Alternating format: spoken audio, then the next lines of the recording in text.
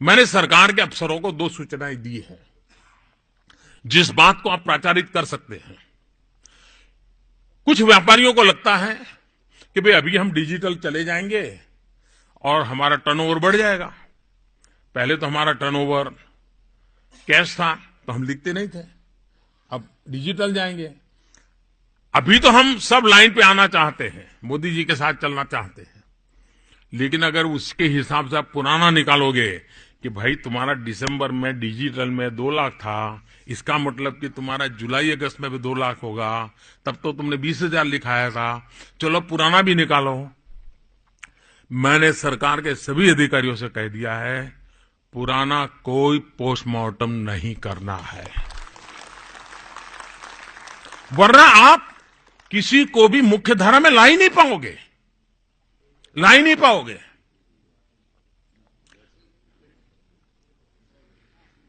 8 तारीख के पहले ऐसा ही हम चाहते हैं कि मजदूरों का शोषण बंद होना चाहिए, मजदूरों को उनका हक का पैसा मिलना चाहिए। आज क्या होता है, कैश देते हैं और कहते हैं इतना, देते हैं इतना।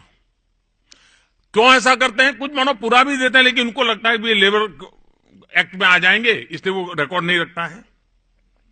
अब डिजिटल पेमेंट से वो लेबर एक्ट के अंदर आएगा।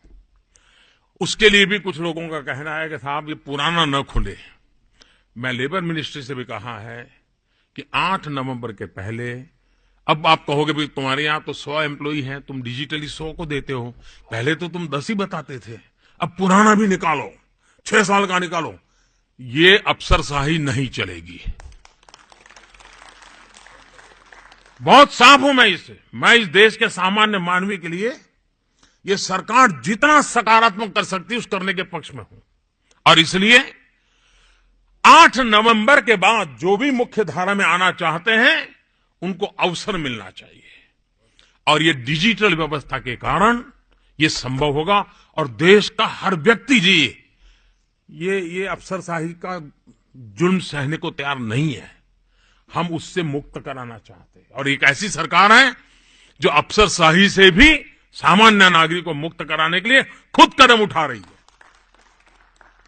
तो ये आगे की सोच, आप कल्पना कर सकते हैं, जब 6 मिनट में लोन मिल जाएगा, वो कितना बड़ा निर्णय कर पाएगा जी। उसके सामने मान लीजिए बाजार में कुछ खरीदने के लिए, बेचने के लिए किसान आया है, पैसा नहीं है, लेकिन वो अपना रिकॉर्ड तुरंत रिक्वेस्ट करेगा ऑनलाइन मोबाइल से, वो तुरंत अपना रिकॉर्ड देखेगा और 6 मिनट में लोन मिल जाएगा।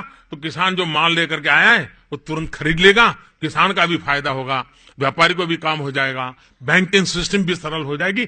इतनी संभावनाएं डिजिटल में पड़ी हुई है, और इसलिए ये डिजिटल सिर्फ नोटों, कागज की नोटें कम करने का कार्यक्रम नहीं है जी, ये पूरी तरह वे ऑफ लाइफ बदलने का कार्यक्रम है, एक वे ऑफ इकोनॉमिक सिस्टम को बदलने का कार्यक्रम है। और दुनिया में उन्हीं देशों ने प्रगति की है जिन्होंने इन बदलाव को समय रहते हुए स्वीकार किया है। हम लोगों का ये प्राइम रिस्पॉन्सिबिलिटी होनी चाहिए कि हम इस बात को आगे बढ़ाएं। 15,000 परिवारों को हर दिन इनाम आप पहुंच सकते हैं लोगों के पास। आप ध्यान रखिए कि आपके इलाके में किसको ड्रॉ लगा है, उनका सम्मेलन कीजिए। देखो भाई मेरे यहां 1,000 रुपया आ गया। ये बात आपको एनकैश तब होती है जब आप उसके साथ जुड़ते हैं।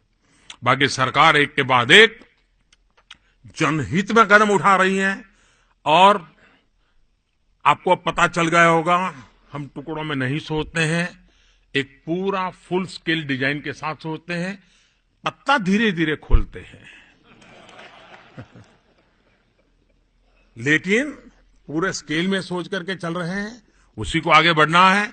बेनामी संपत्ति का कायदा पहले पास किया था, डिजिटल का फरवरी से अक्टूबर तक 23 महत्वपूर्ण डिसीजन लिए हुए हैं इस सरकार ने।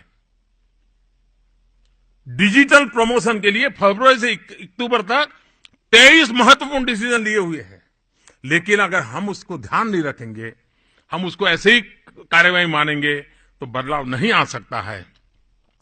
और जो सफलता मिली है जी इस अभियान को, कोई कल्पना नहीं कर सकता है कि ऐसी सफलता मिले।